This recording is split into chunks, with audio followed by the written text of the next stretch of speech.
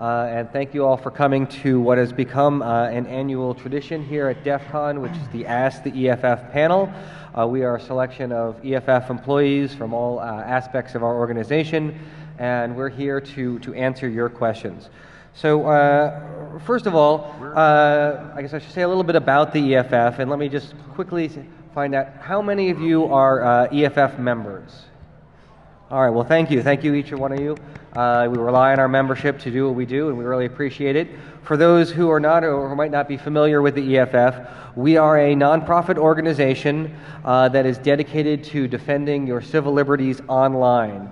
So we fight for free speech, we fight for your right to privacy, we fight for innovation rights, so you can make fair uses, so you can, if you own a device, you can do with it as you will. And don't have to, shouldn't have to worry as much about things being locked down. So you have your freedom to tinker with toys and have yourself a good time when you're hacking with them.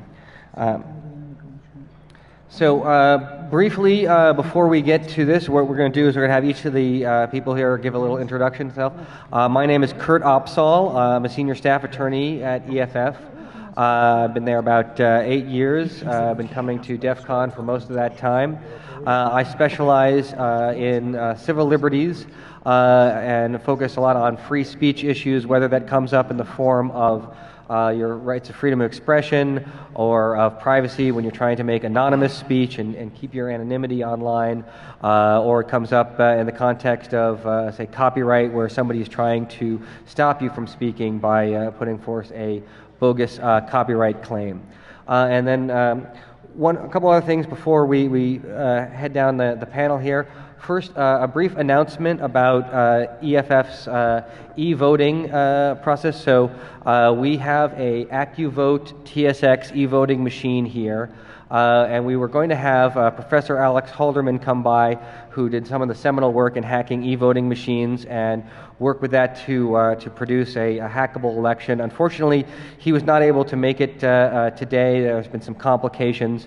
So we're going to do a little bit of a revision to that, where it's what is the coolest thing you can do with access to an e-voting machine. And we've got one. It's over by the Hackers with Guns booth in the contest area. And so if you're interested in trying to play around with an AccuVote e-voting machine, see what can be done with an LCD screen, and have yourself a good time with it, come by that booth, talk to us, and let's try and make something really fun out of it.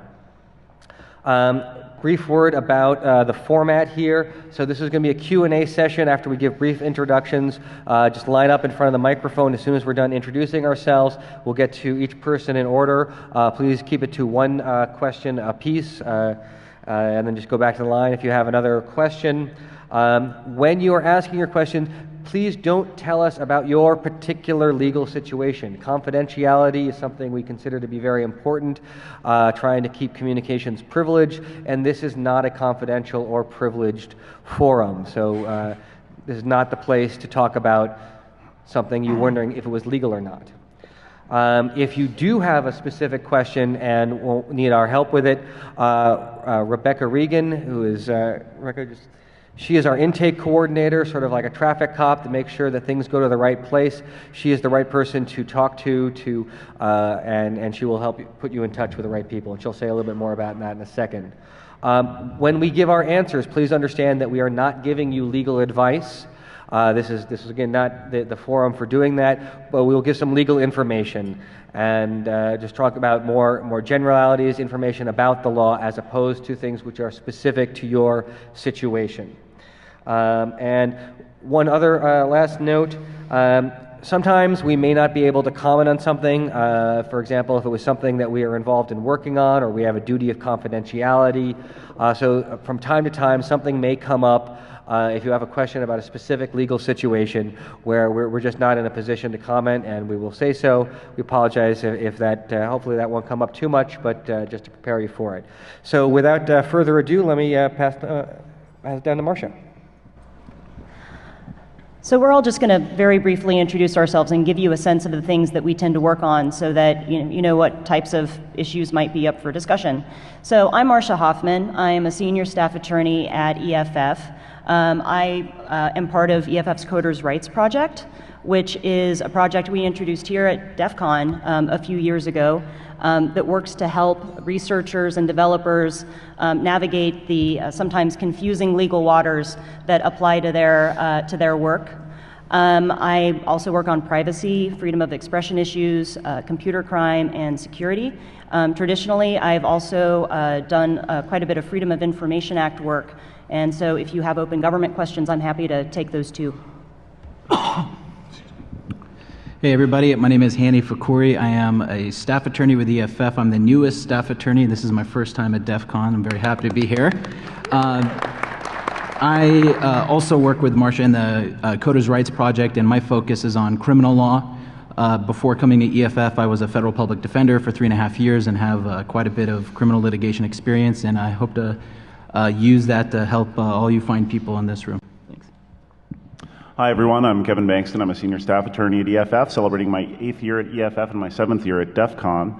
I focus on the government surveillance beat, so in the past year I've focused on convincing the Third Circuit that courts can require the government to get a warrant before they can seize cell site data about where your phone's been. Convince the Sixth Circuit that your email stored at Google or Yahoo or wherever else is protected by the Fourth Amendment, such that the government has to get a warrant if it wants to seize it. And hopefully, thank you. Thank you very much. And hopefully on August 31st in Seattle in front of the Ninth Circuit, we'll be convincing them that our lawsuit against the NSA for its warrantless wiretapping should proceed. So if you could send positive vibes to Seattle on August 31st, I'd appreciate it. My name is Abigail Phillips. I'm a senior staff attorney at the EFF. I focus on copyright and other online content issues, do some net neutrality work too. That means a lot of intermediary issues, DMCA, circumvention type questions, legislation in Congress, so forth. Thanks. Hi, I'm Rebecca Regan. I'm the legal intake coordinator at EFF, which means if you want something and you're not a journalist, you have to talk to me first. I love to help people find the right information. I do a lot of traffic directing, not only to our various attorneys, but also referring people to attorneys who cooperate with EFF. We have a large list of attorneys who come to us because they work in the same area, they love the work we do. I actually just talked to a new one today who's really into what we do and wanted to help out. So people whom we can't assist directly, we like to try to refer them. And we also have, as you probably know, an amazingly vast and thorough website, and I often help people find what they're looking for there. I'm Micah Lee. I'm a web developer at EFF, and I also work on several of our many tech projects. And so a couple of those are HTTPS Everywhere. It's a Firefox extension that uses a large list of rules to enforce HTTPS on websites you visit. And version 1.0 was just released yesterday with over 1,000 rules. You should get it. It's pretty awesome.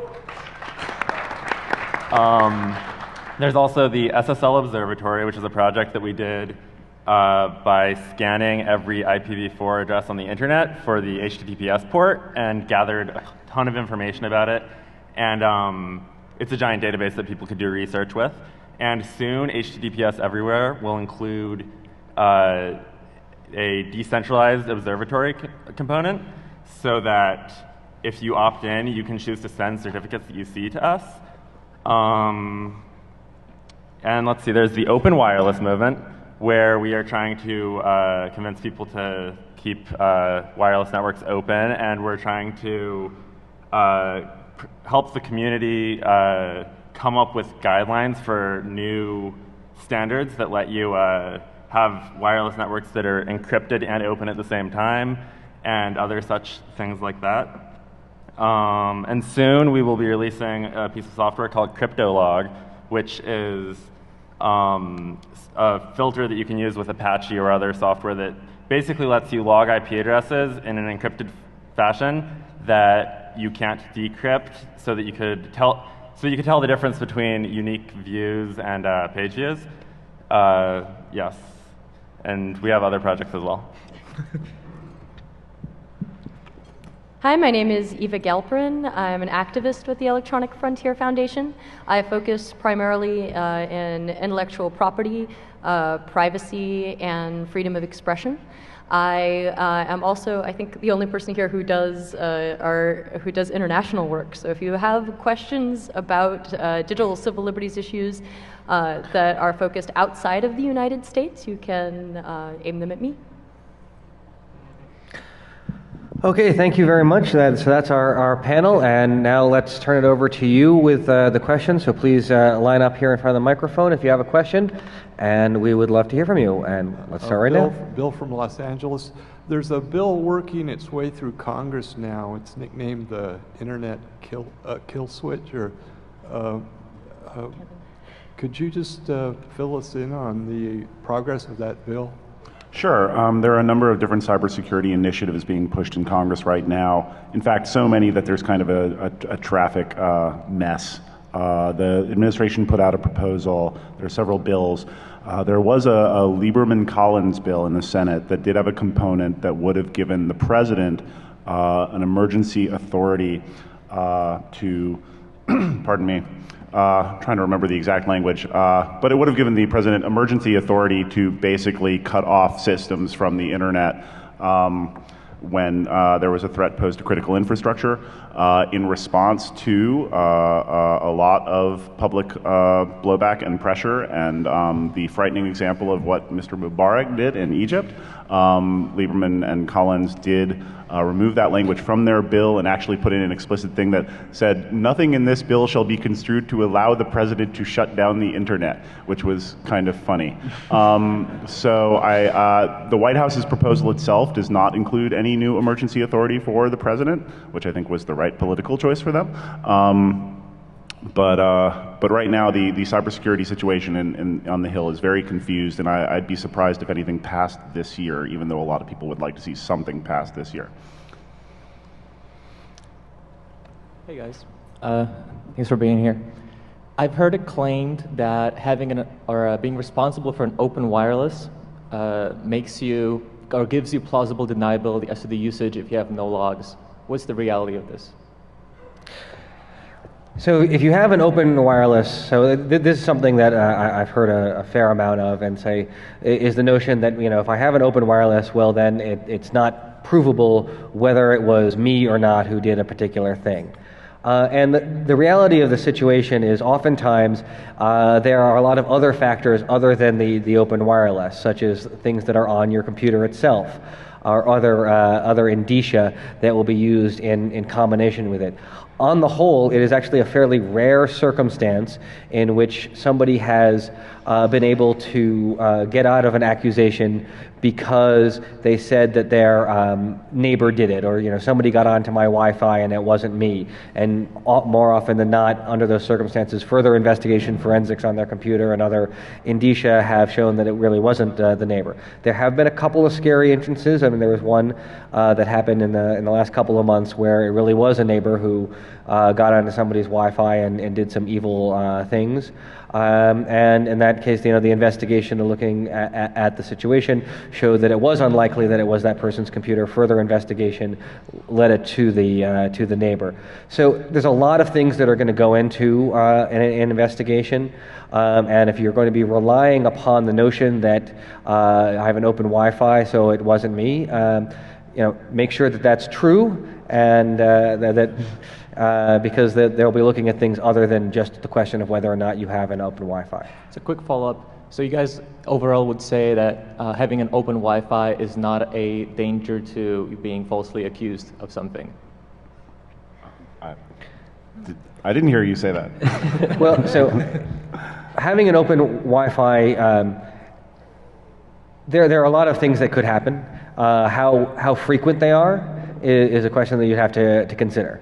And if a lot of people have open Wi-Fis, then that will make it available to a lot of people, and it will make it so that the incidence of people who are using them for ill won't be concentrated. So one of the advantages of having a lot of people having open Wi-Fi and making it available is to, you know, spread around the risk and make greater availability for all.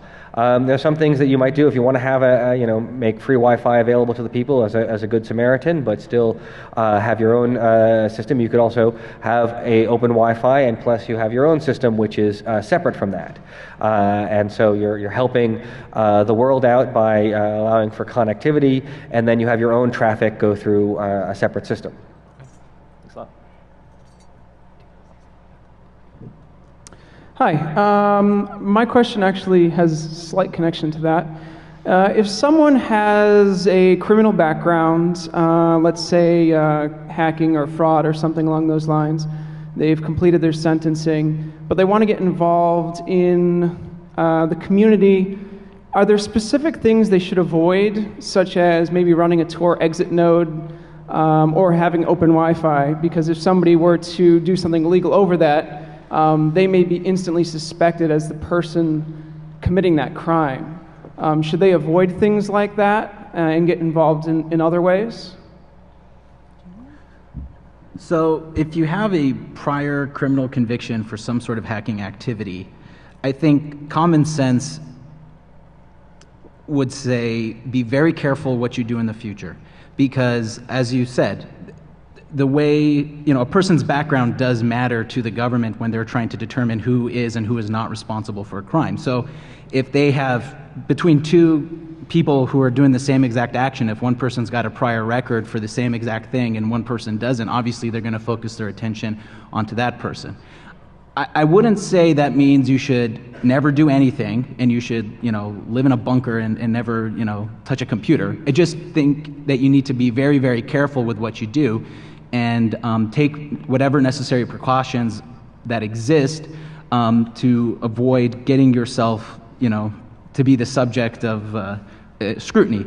I will also say that if you do end up finding yourself, convicted again, the penalties are going to be increased because of your prior record in a number of ways.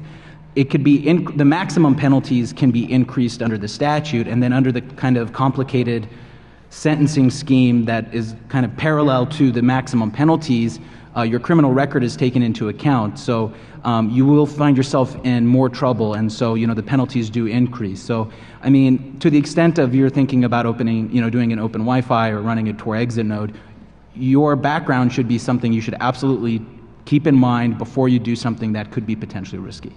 I'd like to follow up just quickly also, particularly on the Tor exit node point.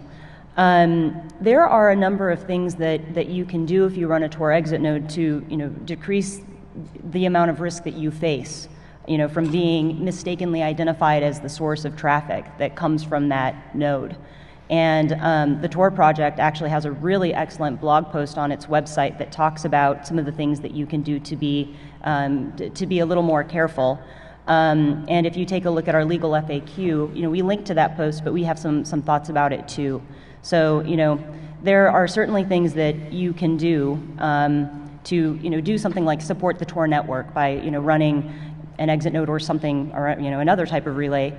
Or help the community at large and take certain actions yourself that make your behavior a little less risky than it might otherwise be. And that's certainly a good idea if you have a prior criminal record. And last of all, I would add that if you're not comfortable running a Tor exit node, especially after reading our legal FAQ and the blog post on the Tor website, that you should consider running one of the middle relays instead. Hello. First, I'd like to thank you for helping independent security researchers like myself tackle a lot of the legal issues. Your work helps a lot of us sleep at all at night. Thank you. Second of all, I'd like to ask a little bit of information. I know that there's a case in Colorado regarding an encrypted laptop and the government seizing that laptop and trying to get the user to disclose that password and forcing them to basically unencrypt their data for the purposes of furthering their criminal investigation. Could you tell us a little bit about that case and the work that you're doing with that case? Absolutely. And actually, I'm curious, how many people in the room are interested in that case? That's what I thought. So if it's okay with you guys, I would just like to take a few minutes to chat a little bit about this and kind of lay out the background and all of this, and this may answer some other questions that some of you may be in line to ask. So I'm going to start with a little bit of legal background, okay? There is a Fifth Amendment right in the U.S. Constitution to not be forced to be a witness against yourself. And basically what that means is that the government cannot compel you to testify in a manner that would incriminate you. So, we're talking about three factors here: compel testimony that's incriminating. And, shorthand, sometimes we call this the right against self-incrimination, okay? Now, one important question here is, what is testimony? And basically what this is, what this means is that you can't be forced to communicate something in your mind, knowledge that you have in your mind. So if it's something that already exists, like if it's something that a document that you wrote that's sitting on your laptop, that in and of itself does not implicate the privilege, all right? This is a privilege that only comes into play when you're being forced to communicate knowledge that you have in your mind. Another interesting question is, what does it mean to incriminate, okay? So incriminating information is information that would provide a link in a chain of evidence that the government might use to charge you with a crime in the future. So it's not even necessarily something that it indicates that you committed a crime. I mean, it's something that might lead the government to charge you, all right? So that's kind of like that's the basic concept that we're talking about. And in the past few years, there have been a very few handful of cases that have come up in relatively low-level courts, dealing with the question of how this privilege applies to encryption passwords. So basically, can you be forced to turn over your password? Can you be forced to speak it? Can you be forced to type it into your computer? Can you be forced to unencrypt your data and hand it over to the government? Or does the Fifth Amendment protect you against that? And the courts have kind of been struggling to figure out how this works. There was a case in Vermont that was the first. We've talked about this at prior DEFCONs. The first to talk about this issue, and it involved a man who was coming over the Canadian border, and his car was searched by a border agent, and he had a laptop in there that was on, and the border agent wanted to look at the laptop, and the guy said that he could. And so the agent, with the man's consent, took a look around at some of his files, and he found some stuff that he thought looked like child porn. So he seized the computer, shut it down. Later, when the government tried to boot the computer back up, it turned out that the drive that contained those files was encrypted, and so they asked a court to force this man to type his password into the laptop to unencrypt the data. And a magistrate judge is kind of a fairly low-level judge, actually about as low level as they get, said, you know what, I think that violates this guy's right against self-incrimination because the password exists in his mind, and basically you're forcing him to perform an act that communicates that knowledge, and when he types that password into the laptop, it's going to show that he has control over those files, which is an incriminating fact. And so, no. So then the government comes back and says, okay, but what if the court were just to compel him to decrypt his laptop, just to provide a decrypted version of the information? How about that? And the judge looked at that, actually a district court judge, a little higher level, looked at that and said, well, okay, it's not quite the same situation, and in a situation like this, actually, like the government's already seen these files anyway, and they know exactly where they exist. They exist in a certain drive, and if he provides that unencrypted data, then the government isn't going to learn any more than they already know. And so basically, the gap between this man's knowledge and the government's knowledge is not really, there's no gap there. So, basically he's not really being forced to be a witness against himself. So in that case, he had to turn over the data, all right? And then, there have been a couple of other cases, where judges have looked at this and they haven't analyzed it all that carefully. There was one in Michigan where, the government wanted an individual to be forced to turn over his password, and the court said no. So that takes us to this most recent case. There's this case in Colorado. It's called United States versus Fricozu. It involves a situation where two people, they used to be married to each other, so they're now ex-husband and ex-wife. They've been indicted on charges involving mortgage fraud. Before the indictment came down, the police served a search warrant to search the home where they used to live together and where the woman now lives with her family. And they seized several computers, including an encrypted laptop from her bedroom. And after that stuff was seized, this woman had a conversation over the phone with her ex-husband, who at the time was in prison. And when you're in prison, they record your phone conversations. And so the government has a record of this conversation. And in this conversation, she discussed the computers that had been seized and mentioned that there was an encrypted laptop and that, there might be some stuff on there that the government might be interested in.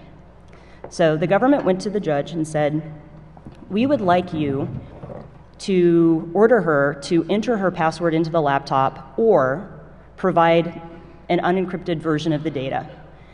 And this is a situation like, the one in Vermont, basically, because we have this telephone conversation where she talked about the fact that, there's stuff on there that is probably of interest to us and incriminating. And so we know that it's there. And it's just a matter of her turning it over at this point.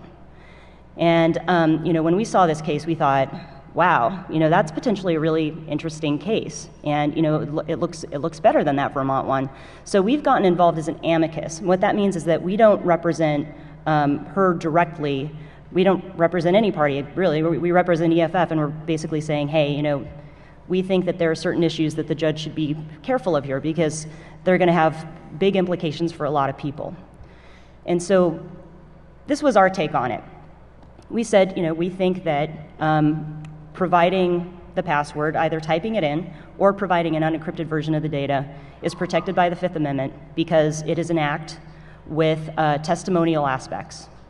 Basically, it would tend to show that she has control over those files, and it would also tend to authenticate that data. Now, the government has said that they want to give her immunity for the act of typing her password into the computer, and what the effect of that would be is, they can't use it against her. And often that will actually nullify the Fifth Amendment privilege against self-incrimination, because if they're not going to use it against you, it's not incriminating, okay? We think that the immunity that the government has offered her, which is to, immunity for the act of typing it in, isn't enough. We think that the immunity, in order to actually, be the same in scope as her privilege, would have to also extend to, any derivative use of the information. So, we think that the immunity covers not only the entering of the password as an act, but would also, protect the data that is stored on the computer. So, that's kind of where the case stands at the moment.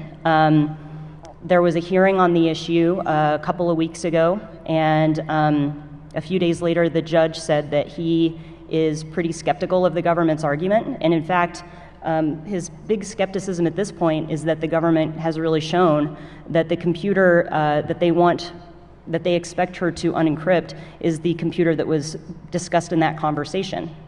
The judge says that he wants to hear more evidence about that, and so that's going to happen in October, and we'll see if the government, has any more to say on that point aside from what they heard her, say in this conversation with her ex-husband.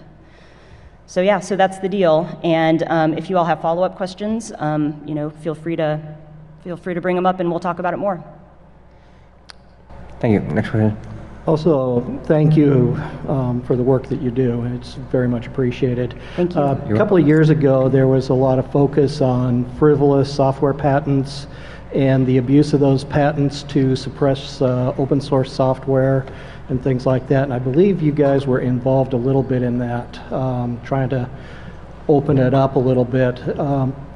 But I haven't heard anything since then, and I was just wondering if you might be able to comment on where that stands, if you've been able to gain any ground in suppressing those kinds of frivolous patents. Software patents and business method patents, and there are some of the great concerns that have come out of the patent system. The patent system has a lot of problems because it locks up an idea. And a lot of times people are getting these patents by bringing them to the patent office, who doesn't have the time or the resources to really look at what the prior art is, and allowing people to get legal rights into an idea that actually had been known within the industry previously to that, or is sort of not an advancement on the art, is an obvious thing to do. And some of these patents then can be used to stop innovation and say that you can't have it be an open source software because it has to be licensed from the patent holder, or that if it implements this method. So we don't have on the panel today Julie Samuels, who is our patent lead, but I can tell you just a little bit about it, and you can go to our website for more information. So we have a patent busting project, and that is going through the process of looking at what we consider to be some of the worst patents out there, and go through the Patent and Trademark Office to explain to them why those patents were improperly issued. And this is called a re-examination. Now, the re-examination process is actually not a particularly speedy process. It requires a lot of work, a lot of gathering information, and then you have to present that to the patent office and wait for them to deal with it. So we started this project a number of years ago with 10 patents in mind. We are working our way through them. We're not through that set left. There's a number of them left. I'm not sure exactly how many, but if you go to our website, the Patent Busting Project will give a nice graphic of where these various things are. And we also have been interested in patent reform ideas, that there's a lot of notion out there that maybe putting some reforms on the patent office to make them less likely to grant bad patents, and also through the case law system by trying to explain to courts that some of these principles and how they're applying the patent law to make it a little bit better for innovation. So to answer the question a little more directly, yes, we're working on a lot of stuff, but specifically what we are working on over the summer, and which we're hoping to launch early in the fall, is an entire campaign revolving around education about software patents, where we hope to give people tools to understand the software patent system, give them some idea of what the problem is with patents, and what they can do if they're in various places in the innovation stack. For example, if you are an engineer and you're working for a startup and your boss comes to you and asks you, hey, what are you working on? Because we need to patent as much of this stuff as possible so that we can show it to our VCs. We give you a whole little worksheet that will help you understand what your options are and what kind of suggestions you can make to the people running your company so that you don't wind up having to patent all of your work, especially with sort of meaningless gobbledygook patents that are essentially just being used to impress VCs and get money. We also are working on a little FAQ for students who are doing academic research, and we're working on an FAQ for VCs who we think really need to be educated about how these patents work and why a large portfolio of patents is actually not a good idea for startups or large companies and winds up hurting innovation rather than helping to foster it.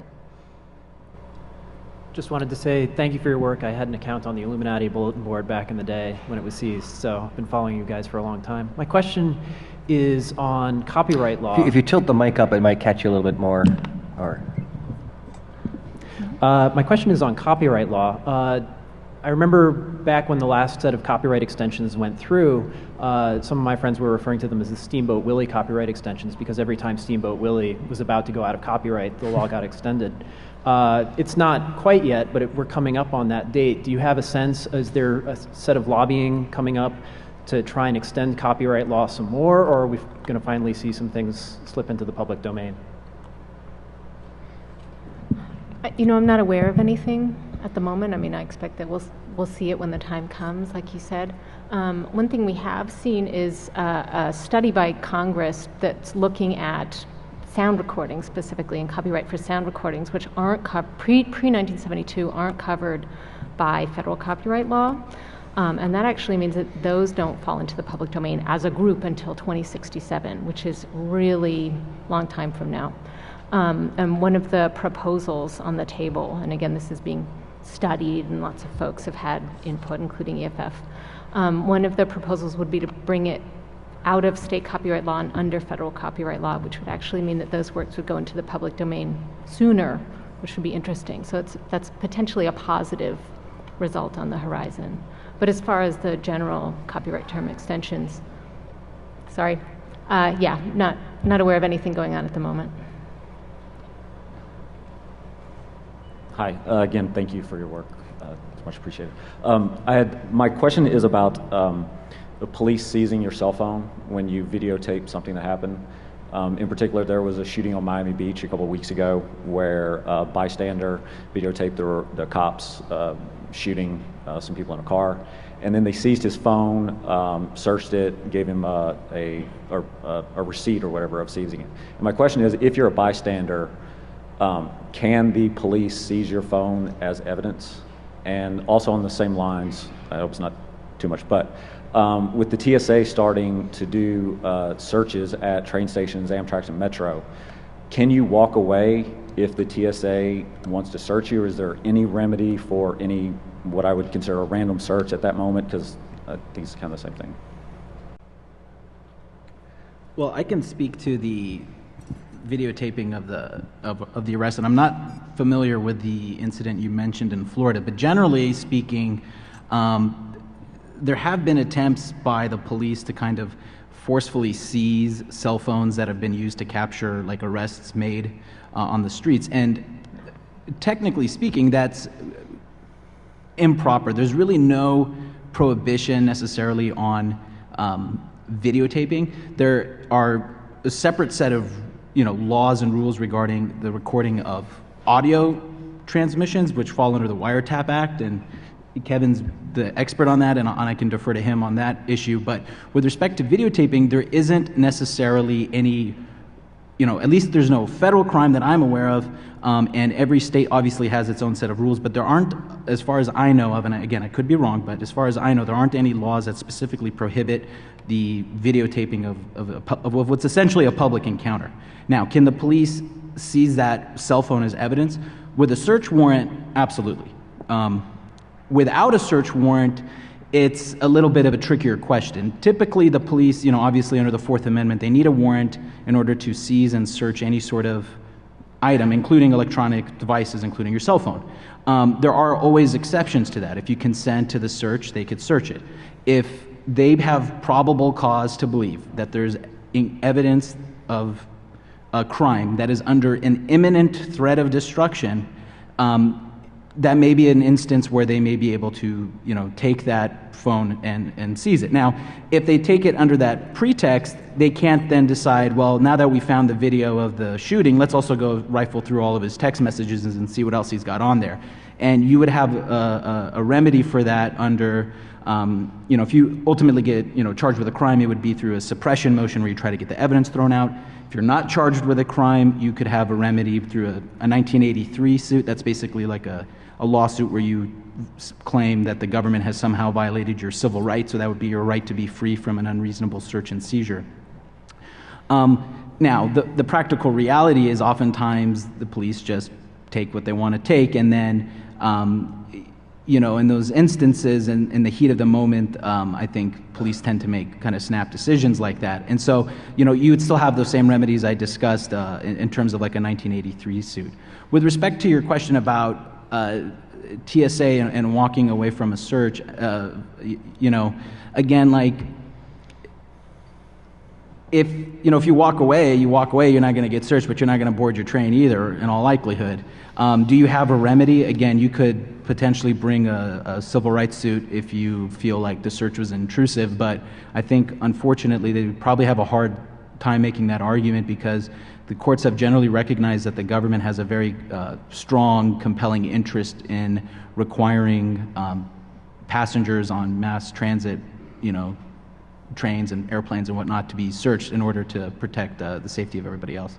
I'll add to that. I haven't looked at this issue in a few years, I'll admit, but I do remember there was at least one case, and possibly more, where, actually to back up a little bit, so there is this administrative search doctrine where the government can search you for purposes other than criminal law enforcement. For example, when they stop you, when they do drunk checkpoints, that's an administrative search because the main purpose is not to it's not to give you a ticket for being drunk, it's to keep the drunks off the road and keep everyone else safe.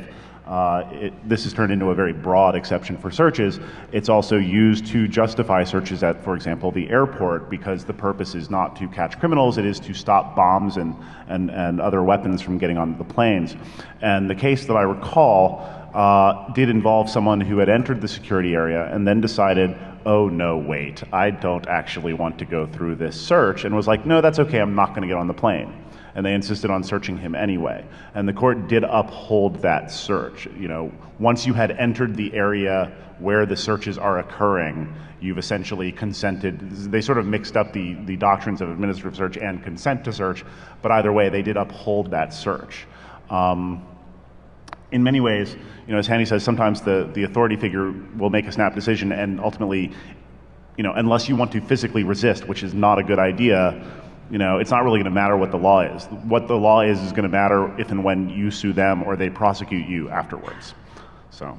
And if you are going to be photographing or videotaping police in a situation where they might seize your phone, I think a technical solution is good, and not just relying on cops not breaking laws or anything like that. And there is a smartphone app right now called OpenWatch, which you can record audio or video and it uploads it to the internet immediately.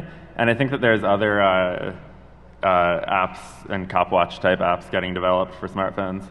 And I think even the Google Plus app lets you upload pictures immediately. So that might be a good idea to enable so that if your device does get seized, you have a copy of it still. Thank you.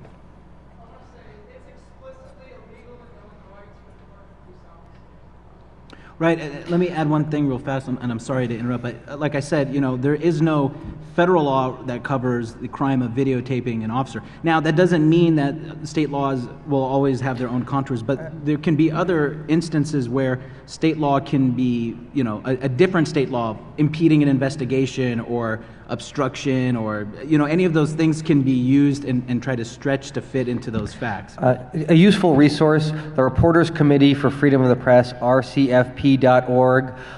They have some various FAQs and 50-state surveys where they try and provide information to journalists about these sort of issues, whether they can tape, what the law is in a particular state. It's a valuable resource, so check it out for your own state. I second that. It's great. It's called Can I Record? So just Google or Bing or Yahoo for Can I Record, and you'll find it.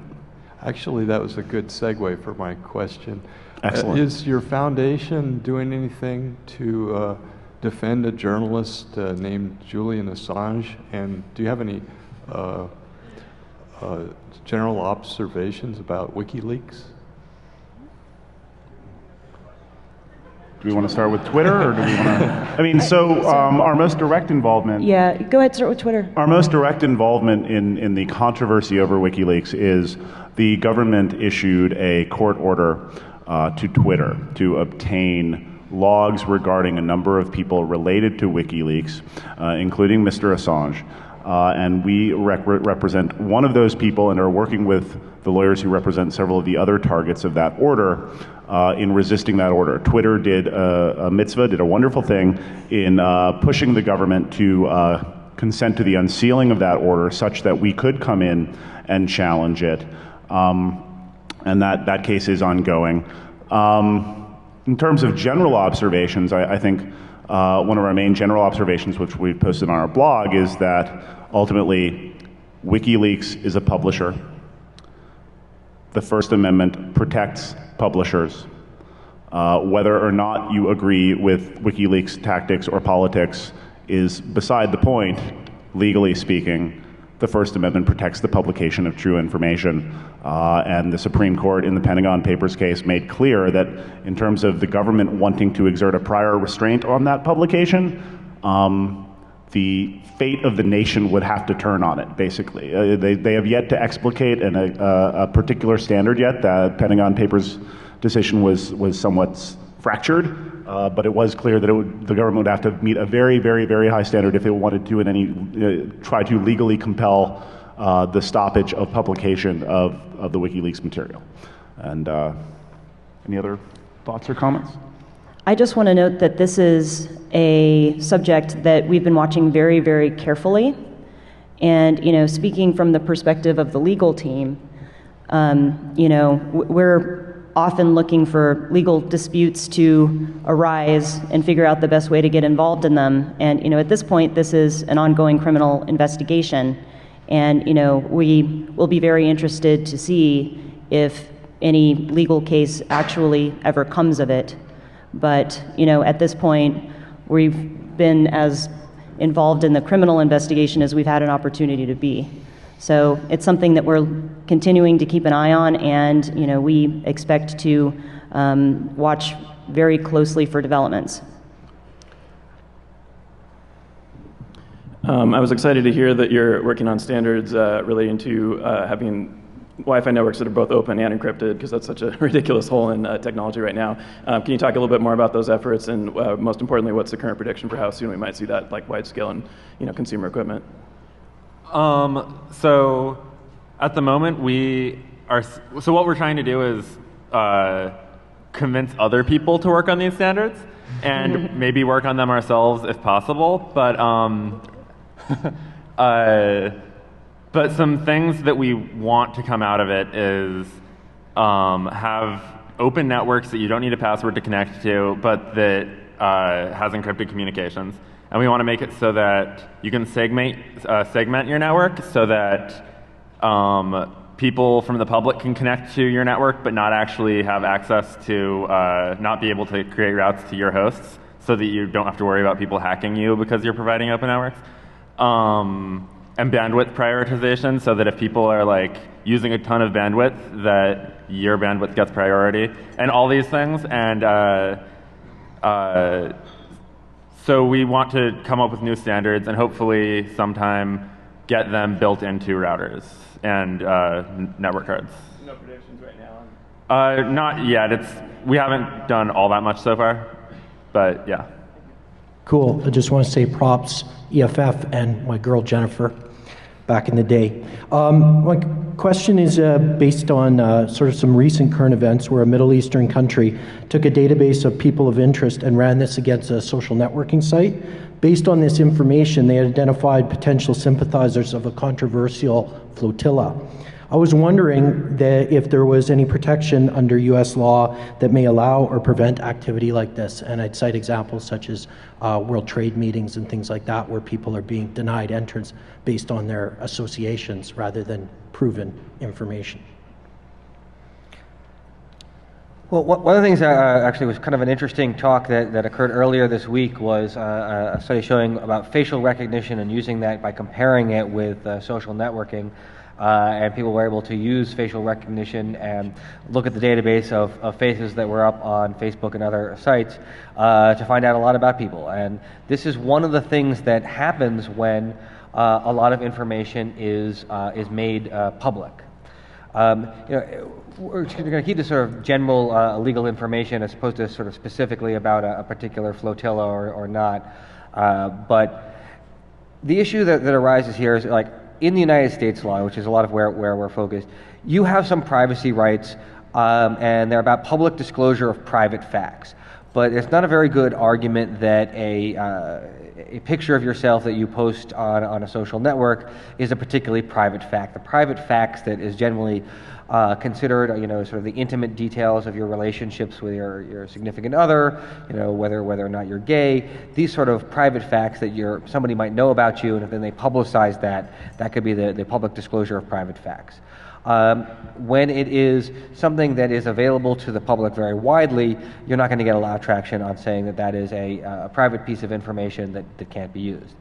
And this creates a lot of issues. I mean, not just in this sort of this sphere where people are using the information to ban somebody from a particular thing.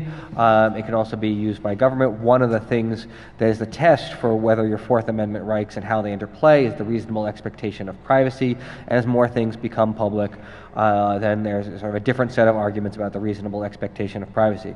One of the things that we push for with social networks is to make sure that people are doing good practices by making sure that customers, the users of the service, know what they're doing, know what information is going to be public and which information is not going to be public. So they're making informed decisions. We don't like it when something is required to be public, so that you can't put a setting that is more restrictive than public on it. But this is an ongoing battle. Sir. Good afternoon. My question is somewhat in alignment with the gentleman, I think, ahead of me, talking about random searches at public transportation areas, but mine is about an American citizen, a U.S. citizen coming into the country from overseas or from Canada, Mexico, and being required to provide a laptop and then provide a decryption key if the laptop is encrypted. What about the constitutional, Fourth Amendment, unreasonable search and seizure protections and things like that? Thank you. So the Fourth Amendment generally protects against unreasonable government searches and seizures. And what that means is that, if searches, as a general matter, the government has to get a warrant in order to do a search. This is not the case at the border.